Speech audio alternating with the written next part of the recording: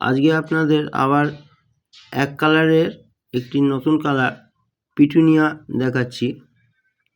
এটি দেখছেন কত সুন্দর ঝাঁকড়া হয়েছে এবং অনেক ডাল ছেড়েছে, আর প্রতিটা ডালেতেই কুঁড়ি রয়েছে।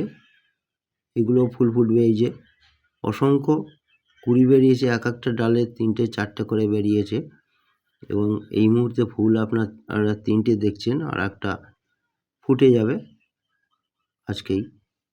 এই গাছটি সম্পূর্ণ খোল এবং গোবর দিয়ে বসানো, এবং এইসব ধরনের গাছগুলো একটু রোদ্দুর রাখতে হয়, রোদ্দুর খায়, তাইতে আরও ভালো হয়। আর এই গাছটাই যদি মাটিতে বসানো হতো আরও সুন্দর ঝাঁকড়া হতো এবং অনেক ফুল ফুটতো, দেখতে আরও ভালো লাগতো। এই গাছের ফুলের অনেক রকম কালার হয়, এই কালারটা সম্পূর্ণই অন্য, আগে যা ছেড়েছি।